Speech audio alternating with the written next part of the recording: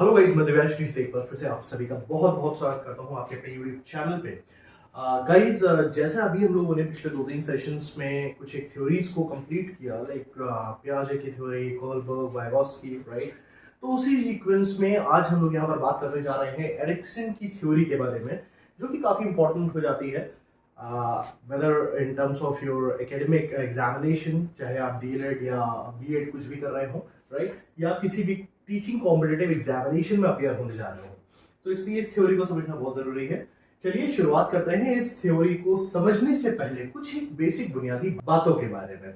चलिए, तो सबसे पहली चीज आपके सामने आपको दिख रहा है Erikson's theory of psycho social development. तो इट मींस कि जो इनकी थ्योरी है ये किस नाम से जानी जाती है? तो ये जानी जाती है psycho social development theory, right. Psycho social, या इसको हम कह सकते हैं मनोसामाजिक विकास का सिद्धांत, एरिक्सन का मनोसामाजिक विकास का सिद्धांत, ठीक है। अब जब साइको सोशल की बात हो रही है तो आप समझ सकते हो कि साइको सोशल में एक टर्म आ रहा है साइको, एक आ रहा है सोशल, राइट। तो यहां पर साइकोलॉजी और सोशल टर्म्स में किस तरह से एक इंसान का, एक ह्यूमन बीइंग का एक डेवलपमेंट होता है, उन सारी चीजों को हम यहां पर समझेंगे, ठीक है। तो सबसे पहले इनके अगर कंप्लीट नेम की मैं बात कर लूं तो इनका पूरा नाम था एरिक हॉमबर्गर एरिक्सन, राइट। इनका लाइफ स्पैन जो था वो 1902 से 1994 तक का था, ठीक है। ओके, सो ये बहुत बेसिक सी चीजें हैं जिनको हमें जान लेना चाहिए, इसलिए मैं आपके साथ डिस्कस कर लेता हूं ये सारी चीजें। नेक्स्ट आता है, दैट इज, ये कौन थे? ये एक जर्मन अमेरिकन साइको एनालिस्ट थे, यानी मनोविश्लेषणवादी थे, ठीक है ना।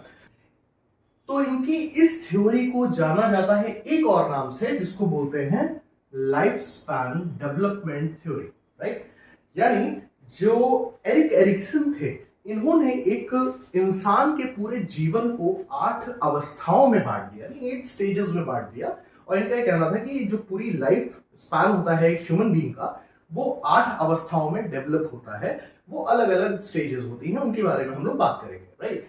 तो इन शॉर्ट इन्होंने पूरे के पूरे लाइफ को ही अपनी थ्योरी में इन्वॉल्व कर लिया, इसलिए इनकी थ्योरी को जाना जाता है life span development theory, correct. Okay, next आ जाता है, अगर इनकी थ्योरी को पहचानने के लिए किसी पर्टिकुलर टर्म, जिसकी टर्म हम बोल सकते हैं, तो वो की टर्म क्या है?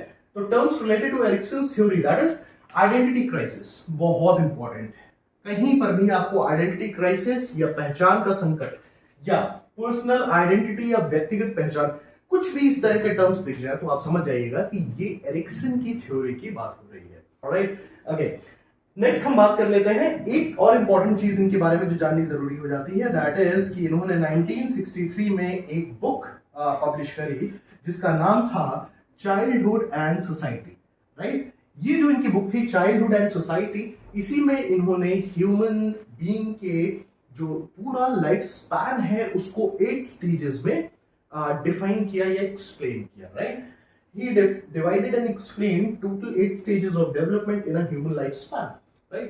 तो मतलब ये जो इनकी बुक थी ये बहुत इंपॉर्टेंट हो जाती है, क्योंकि इसी में इन्होंने इंसान के जीवन में वो 8 अवस्थाएं कौन सी हैं उनको इन्होंने एक्सप्लेन किया है, राइट। तो आई गेस अभी जो बेसिक और बुनियादी चीजें हम लोग एरिक्सन के बारे में डिस्कस कर चुके हैं, आप लोग को समझ में आया होगा।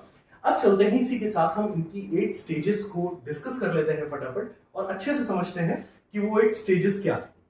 सो गाइस, यहाँ पर मैंने आपके सामने वो 8 स्टेजेस आप देख सकते हो, ये मैंने यहाँ पर एक चार्ट टाइप का बना दिया है, इसका आप चाहिए तो स्क्रीनशॉट ले लीजिएगा जिसको भी लेना है, अदरवाइज मैं सारी ही स्टेजेस को अभी एक्सप्लेन कर रहा हूँ, तो इसलिए थोड़ा सा अलर्ट होकर सुनिएगा, सारी चीज़ें आपकी क्लियर हो जाएंगी। देखिए, जब हम बात करते हैं एरिक्सन की साइकोसोशल डेवलपमेंट थ्योरी की, तो सबसे पहली चीज़ ये Erikson, just for your knowledge, कि ये एरिक्सन को ये कहाँ से इन्फ्लुएंस हुए, किन चीज़ों से प्रभावित हुए, तो ये Sigmund and Anna Freud, right, उनकी जो साइकोसेक्सुअल डेवलपमेंट की थ्योरी थी उससे ये प्रभावित हुए, उसी से प्रभावित होकर इन्होंने ये अपनी एक theory the, that is psychosocial development theory, right. Okay, तो इस थ्योरी को जब हम समझते हैं तो सबसे पहली चीज जानना जरूरी है, जैसा मैंने आपसे बताया कि इनके लिए सबसे इंपॉर्टेंट चीज, इनका जो टर्म है जिसके थ्रू हम एरिक्सन की थ्योरी को जानते हैं, that is identity crisis, right.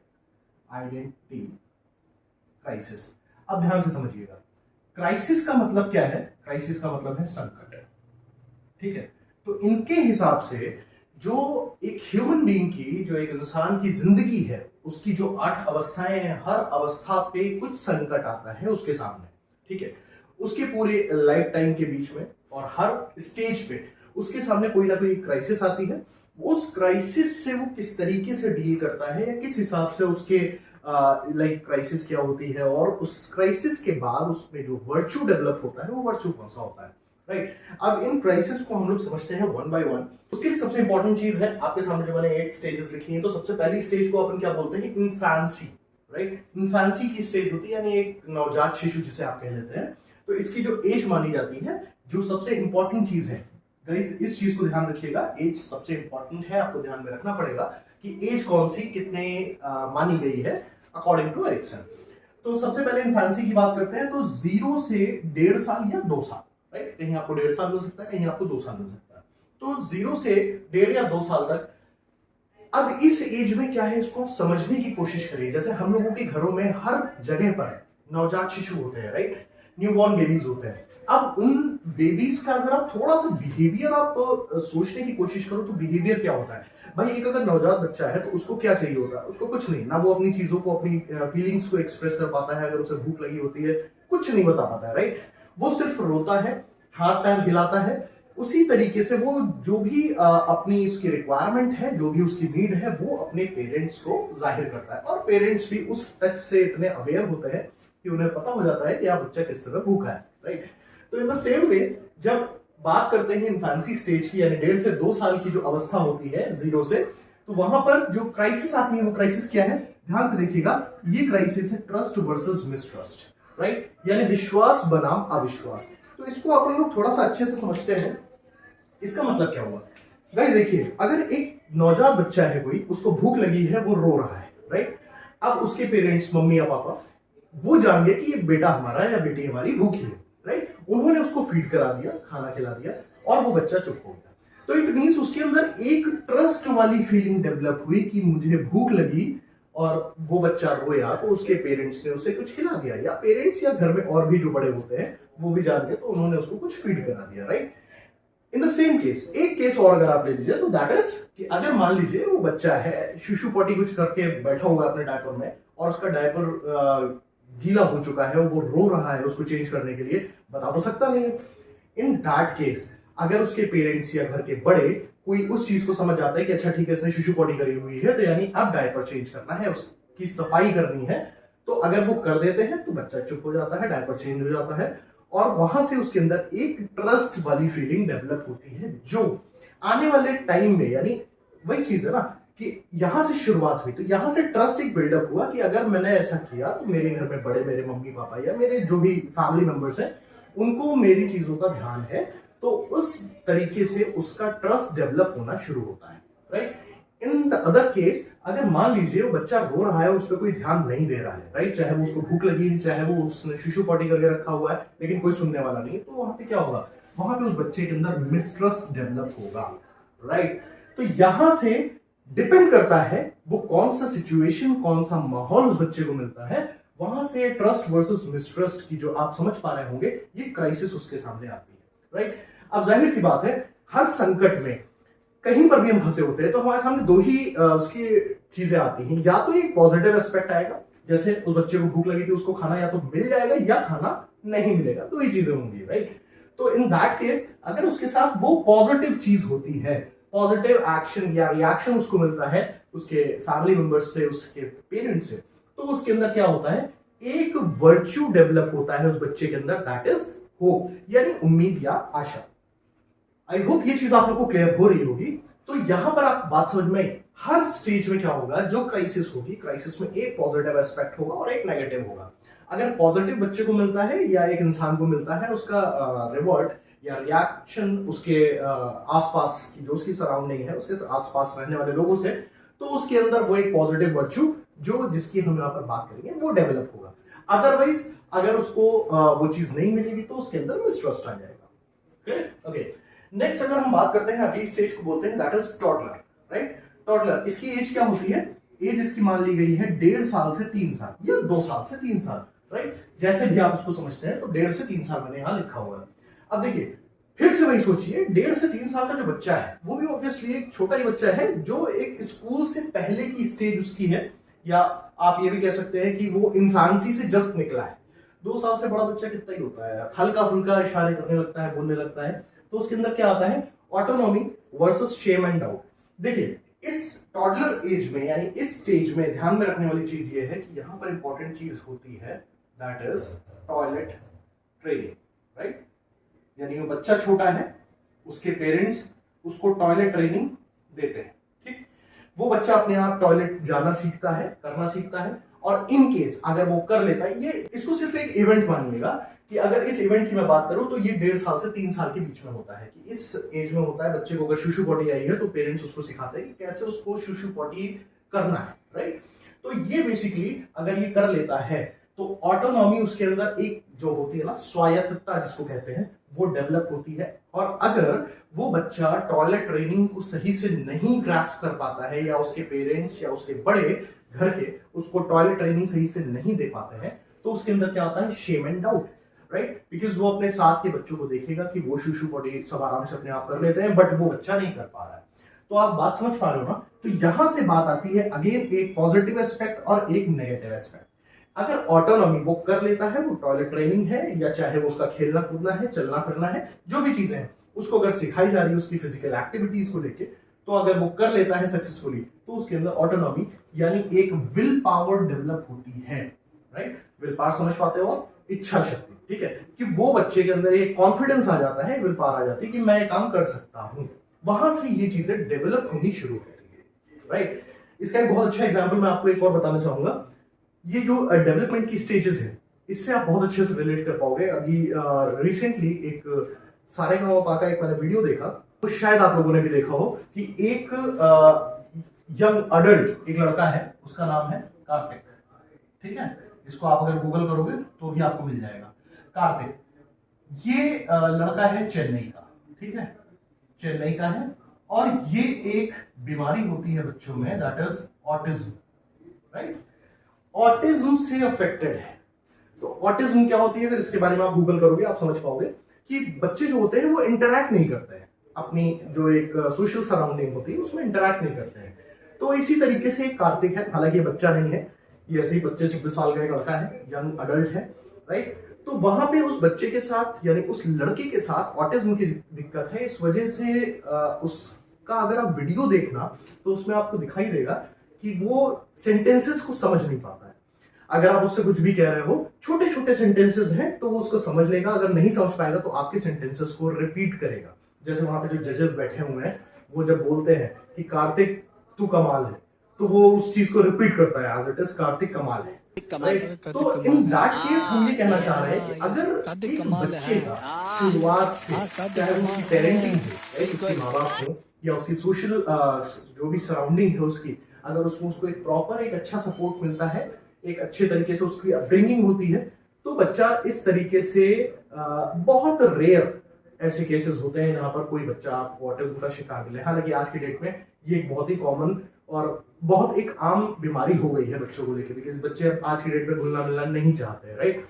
In the same way Kartik की जब मैं बात करता हूं तो कार्तिक के अलावा मैं दूसरे हैंड पे बात कर लेता हूं, आप सब लोगों ने देखा होगा बागेश्वर धाम सरकार की, राइट, यानी पंडित धीरेन्द्र कृष्ण शास्त्री की। उनकी एज की भी अगर मैं बात करूं तो वो भी हार्डली 27-28 साल के, तो ऑलमोस्ट आसपास के ही हैं दोनों, और दोनों की personality is just opposite, right.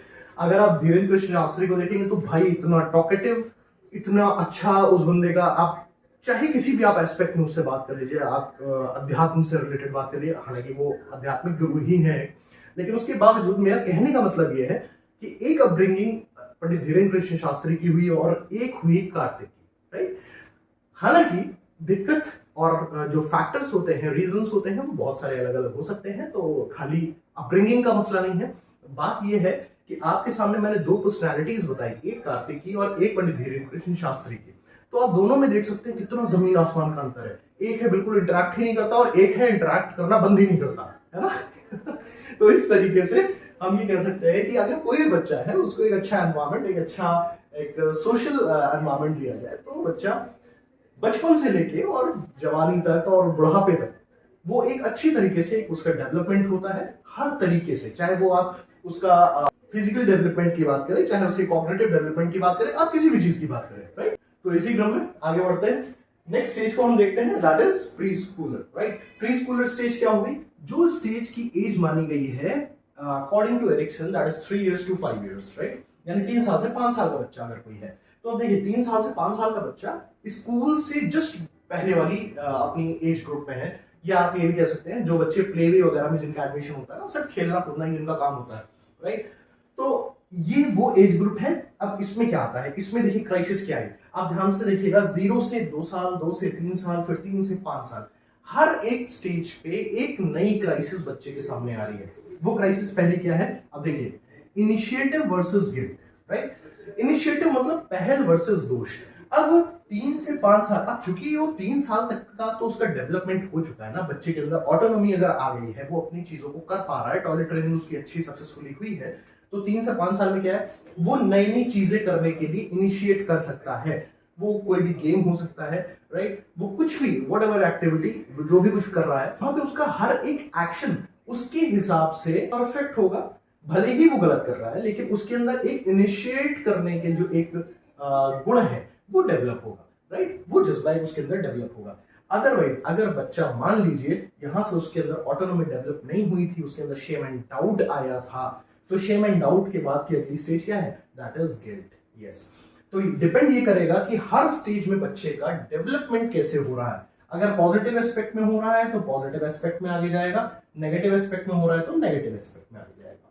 Clear? तो आप मेरी बात समझ पा रहे हो? तो इनिशिएटिव वर्सेस गिल्ट की जब हम बात करते हैं, तो यहां पर एक जो वर्च्यू बच्चे के अंदर डेवलप होता है, दैट इज पर्पस, राइट। उस बच्चे के सामने उसको पर्पस दिखने लगता है कि अगर मान लीजिए वो कोई खेल खेल रहा है, उसमें वो लीड करना चाह रहा है, तो उसके सामने वो एक पर्पस है, राइट, कि वो एक टीम को लीड कर रहा है, वो अपने साथ के बच्चों को लीड कर रहा है, तो जो भी एक्टिविटी वो कर रहा है उसके लिए उसके अंदर एक पर्पस डेवलप होगा। ये एक बेसिक वर्च्यू है in the age of preschooler या 3 to 5 years, right. Okay, next age की अगर हम बात करते हैं, that is school age. Preschooler के बाद स्कूल एज आएगी। स्कूल एज का मतलब होता है 5 to 12 years, राइट। जिस टाइम पर बच्चा स्कूल में होता है, जो जनरली फर्स्ट स्टैंडर्ड से स्टार्ट हो गया, राइट। तो वहां से अब सोचिए 5 से 12 साल की अवस्था है, तो इसमें क्या होगा? इंडस्ट्री वर्सेस इंफीरियरिटी, यानी परिश्रम वर्सेस हीनता या परिश्रम बनाम हीनता। इसका मतलब क्या हुआ? देखिए, जब बच्चा स्कूल में जाता है तो ऑब्वियसली वो शुरुआत की 3 स्टेजेस पार कर चुका है ना। अब उस बच्चे के अंदर क्या है? उस बच्चे के अंदर चाहे वो पढ़ाई हो, चाहे वो स्पोर्ट्स हो, जब वो स्कूल में जाता है तो वो कोशिश ये करता है, अगेन अगर उसने इनिशिएटिव लेने की एबिलिटी डेवलप कर ली है, तो उसके अंदर आएगा इंडस्ट्री का गुण। इंडस्ट्री यानी परिश्रम, मेहनत, वो चाहे उसकी पढ़ाई हो, चाहे वो स्पोर्ट्स हो, जहां पर वो चाहेगा, उसका मेन फोकस होगा कि वो टीचर्स की नजरों में बन के रहे, या बड़ों की, अपने पेरेंट्स की, या अपने साथ के जो बच्चे हैं उनके पेरेंट्स की नजरों में भी वो आगे आगे ही रहे, है ना। तो यहां से उसके अंदर या तो इंडस्ट्री डेवलप होगी, अदरवाइज अगर उसके अंदर वो गिल्ट वाला यानी नेगेटिव वाला एस्पेक्ट्स डेवलप हो रहे हैं, तो गिल्ट के बाद अगला क्या है? That is inferiority, right. Because age तो बढ़ेगी, जब एज बढ़ेगी उसके साथ के बच्चे, इंडस्ट्री उनके अंदर डेवलप हो रही है, मेहनत कर रहे हैं, खेल रहे हैं, पढ़ाई में अव्वल आ रहे हैं, लेकिन वो बच्चा नहीं कर पा रहा है, तो उसके अंदर क्या आएगा? इंफीरियोरिटी यानी हीनता, है ना। तो ये हो गया आगे नेगेटिव एस्पेक्ट, और ये हो गया पॉजिटिव।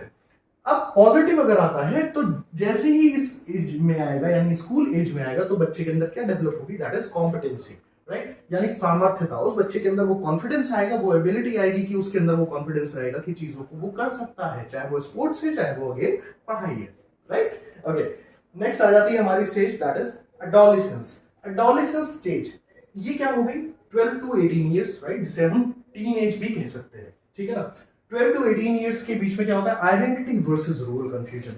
बहुत इंपॉर्टेंट स्टेज है ये, राइट, जो हम सभी लोग देखते हैं, हम सभी लोग उस स्टेज से निकले भी हैं। तो यहां पर क्या होता है, ध्यान से समझिएगा, बच्चे के अंदर अपनी आइडेंटिटी को लेके क्वेश्चन मार्क आता है, मैं क्या हूं। वो चाहता है कि वो जहां पर भी रहे तो वो एक एकदम यूनिक, एकदम अलग सबसे दिखाई दे। वो चाहता है उसकी अपनी आइडेंटिटी हो, वो किसी भी टर्म में, जिस चीज में उसका इंटरेस्ट है, उस चीज में अगर वो आगे है तो मतलब वही आगे है, राइट। तो वो उसके अंदर डेवलप करती है आइडेंटिटी का गुण। या अगर मान लीजिए वो बच्चा इंफीरियोरिटी लेके आगे बढ़ रहा है, तो उसके आगे स्टेज, नेक्स्ट स्टेज क्या है? That is role confusion. अगर उसको उसकी आइडेंटिटी नहीं मिली तो ऑब्वियसली वो कंफ्यूज होगा कि मैं क्या हूं, मेरा वजूद क्या है, मैं किस लिए यहाँ पर पढ़ाई कर रहा हूँ, या मैं किस लिए यहाँ पर एग्जिस्ट कर रहा हूँ, राइट। तो मतलब जो आपकी एडोलेसेंस की एज है यानी 12 टू 18 ईयर्स, यहाँ पर बच्चे के अंदर या तो आइडेंटिटी अपनी डेवलप करने का गुण आएगा, अदरवाइज रोल कंफ्यूजन, वो कंफ्यूज रहेगा। तो यहाँ पर जो बेसिक वर्च्यू है वो क्या है, दैट इज फिडेलिटी, यानी कर्तव्य परायणता। ठीक बात है, समझ में आ रहा है आपको। तो इट मींस कि ये जो एडोलेसेंस की स्टेज है ये बहुत ही इंपॉर्टेंट हो जाती है एक ह्यूमन बीइंग के अपने लाइफ स्पैन में, राइट। ओके, अब गाइस देखिए यहां पर हम लोगों ने ये 5 स्टेजेस को डिस्कस किया है, और जिसमें ये 5 स्टेजेस ही ज्यादा इंपॉर्टेंट आती हैं एरिक्सन की थ्योरी में, बट स्टिल हम लोग बची हुई 3 स्टेजेस को भी डिस्कस करेंगे। उसके बाद मैं आपको एक तरीका भी इसका बता दूंगा कि इसको हम लोग याद कैसे कर सकते हैं, बिकॉज ऑब्वियसली इतनी सारी स्टेजेस हैं, 8 स्टेजेस हैं, उसमें इन सबको याद रख पाना अपने आप में टेढ़ा काम है। तो हम थोड़ा सा निमोनिक सिस्टम का इस्तेमाल करेंगे और इसको याद करने की कोशिश करेंगे, right. Okay, anyways 6th stage आ जाती है, दैट इज यंग अडल्ट, यानी अभी 12 से 18 साल की एज क्रॉस कर चुका है बच्चा, अब आ रहा है वो 18 से 40 साल। अब देखिए नया संकट, नया क्राइसिस उसके सामने क्या है, that is intimacy versus isolation, यानी घनिष्ठता वर्सेस अलगाव, और इसका वर्च्यू क्या है, प्यार यानी लव। तो ऑब्वियसली 18 से 40 साल जैसे ही कोई भी बच्चा एंटर करता है तो उसमें सबसे पहली चीज क्या आती है, एक आपस की जो रिलेशनशिप होती है, वो रिलेशनशिप एक यार दोस्त की भी हो सकती है, राइट। वो एक रिलेशनशिप गर्लफ्रेंड बॉयफ्रेंड वाली भी हो सकती है, राइट। तो जब यहाँ पर 18 से 40 की हम बात करते हैं तो यहाँ पर बेसिकली बात होती है रिलेशनशिप की, राइट। जो रिलेशनशिप एक सोसाइटी में रहते हुए एक बच्चा अपने डेवलप करता है, चाहे वो अपने दोस्तों में हो, चाहे वो अपने इंटीमेट रिलेशनशिप्स हो, राइट। तो वहां पर कहने का मतलब ये है कि या तो ये बच्चा अगर पॉजिटिव ही ट्रेट्स लेता हुआ चला आया है तो आइडेंटिटी उसकी बन चुकी है, उसके बाद में उसके अंदर क्या आएगा, इंटीमेसी का एक गुण डेवलप होगा, यानी उसके यार दोस्त भी होंगे, उसकी एक हेल्दी रिलेशनशिप भी होगी, राइट। इन केस अगर ये नहीं होता है, नेगेटिव एस्पेक्ट्स उसके अंदर डेवलप हो रहे हैं, तो यहां पर क्या हो जाएगा, आइसोलेशन। आइसोलेशन का मतलब एकदम अकेलापन, है ना, यानी घनिष्ठता वर्सेस अलगाव, यानी अगर उसके अंदर उसके साथ में उसके रिलेशंस हैं, यानी उसके यार दोस्त हैं, उसके अपनी पर्सनल एक हेल्दी रिलेशनशिप उसके साथ में है, राइट, हस्बैंड वाइफ की रिलेशनशिप हो, गर्लफ्रेंड बॉयफ्रेंड की हो, राइट, या इन केस अगर ये नहीं होता, उसके पास रिलेशनशिप नहीं होती, तो वो एकदम अकेलापन महसूस करेगा, ठीक है, बिल्कुल अकेला अकेला रहेगा, उसके साथ उसके ना यार दोस्त होंगे ना कोई भी नहीं होगा, है ना। तो इन दैट केस उसका जो यहाँ पर बेसिक वर्च्यू हो गया वो क्या हो गया, क्योंकि कोई भी रिश्ते के लिए जरूरी क्या चीज है, दैट इज लव, यानी प्यार, यानी अफेक्शन, है ना, ठीक है। नेक्स्ट आ जाती है बात, that is middle age. Middle age क्या होगी, देखिए 18 से 40 साल की हमने बात कर ली, अब बात आती है 40 से 65। सोचिए 40 से 65 के बीच में कौन सी नई क्राइसिस हो सकती है एक इंसान के सामने। अभी ऑब्वियसली बच्चा तो नहीं है ना, तो 40 से 65 की एज में क्या है, जनरेटिविटी वर्सेस स्टैग्नेशन, यानी जननात्मकता वर्सेस स्थिरता। तो यहां पर क्या हो गया, 40 से 65 की जो एज है, ऑब्वियसली एक कोई भी ह्यूमन बीइंग है वो पेरेंट बन चुका होगा, उसके सामने उसके बच्चे होंगे, तो यहां पर वो जो जनरेटिविटी है, यानी वो अब अपनी जनरेशंस को लेके प्लान करेगा, है ना, वो अपने बच्चों को लेके प्लान करेगा, अपनी जो भी चीजें उसके अंदर है, जो भी अभी तक उसने पॉजिटिव और नेगेटिव जो भी ट्रेड्स उसकी जो भी माहौल की वजह से उसके अंदर डेवलप हुए हैं, उसको देखते हुए वो यहाँ पर, यानी ये जो मिडिल एज है 40 टू 65 इयर्स, इसमें या तो उसके अंदर जनरेटिविटी आ जाएगी, अपनी आगे की जनरेशन को लेके चीजें उसको देखेगा, अदरवाइज स्टैग्नेशन, वो स्थिर हो जाएगा, उसके अंदर ना कुछ करने की ललक होगी, ना उसके पास कुछ, मतलब आप समझ रहे हो ना, ये जो संकट की स्थिति है, एक पॉजिटिव एक नेगेटिव। तो बस इन द सेम वे 40 से 65 के बीच में या तो जनरेटिविटी होगी, जनरेशन को लेके उसके विचार होंगे, उनके बारे में वो सोच रहा होगा, उनके बारे में प्लान कर रहा होगा, अदरवाइज उसके लाइफ में एक स्टैग्नेशन यानी स्थिरता आ जाएगी, जहां पे उसको ना कुछ करना है ना कुछ सोचना है, बस जैसे चल रहा है वैसे चल रहा है। चलिए नेक्स्ट आ जाता है last, that is old age, यानी 65 प्लस ईयर्स। अब सोचिए 65 प्लस ईयर्स पे आने के बाद इंसान अपने जीवन में कुछ करने की तो उम्मीद नहीं रखेगा ना, उस समय पर वो अपनी एक लाइफ जी चुका है। अब लाइफ जीने के भी पहलू वही सारे हैं जो बचपन से अगर हम बात करें, या तो पॉजिटिव या तो नेगेटिव, राइट। तो जो भी ट्रेट्स उसके अंदर डेवलप हुए हैं, तो उसके साथ में क्या आएगा, या तो उसके सामने पहली क्राइसिस आएगी ईगो इंटीग्रिटी, या आएगी डिस्पैरिटी, राइट, यानी या तो वो संपूर्णता कंप्लीट एकदम फील करेगा कि नहीं यार लाइफ बहुत बिंदास रहेगी, मैंने हर चीज, हर जिम्मेदारी और अपना हर काम मैंने परफेक्टली किया।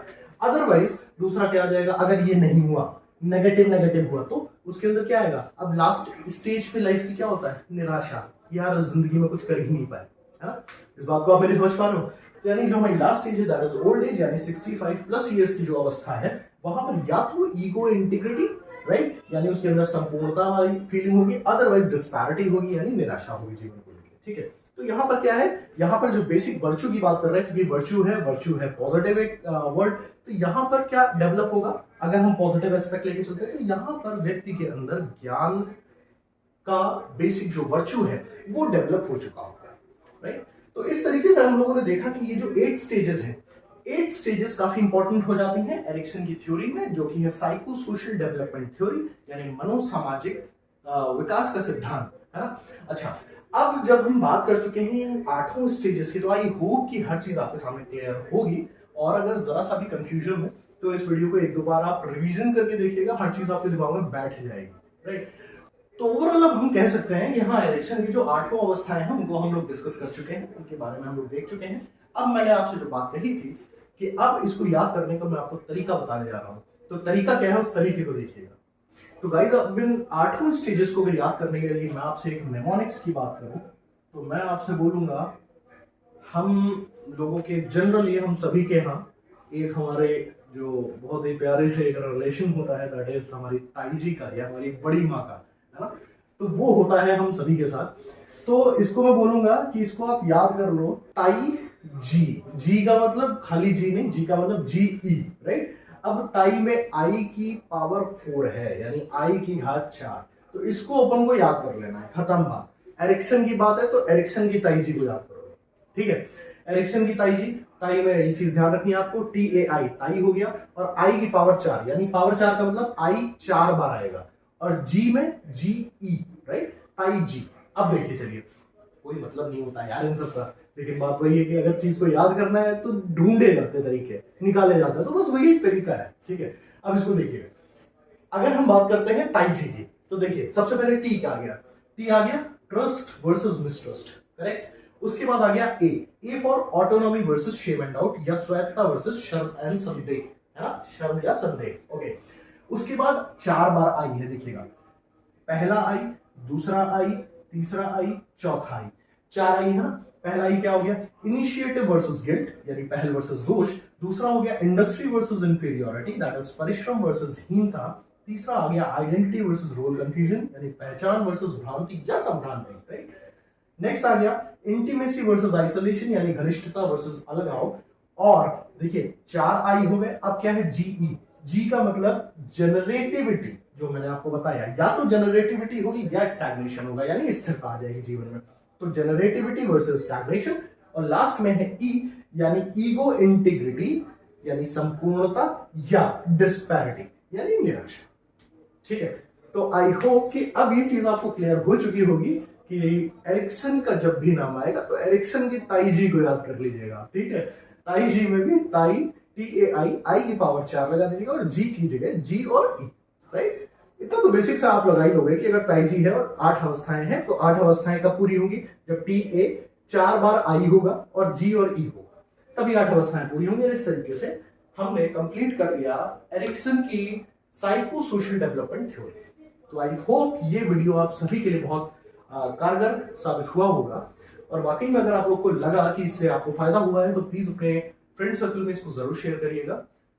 जो लोग भी चैनल फर्स्ट टाइम विजिट कर रहे हैं वो लोग प्लीज चैनल को सब्सक्राइब कर दीजिए, वीडियो को लाइक जरूर कर दीजिए।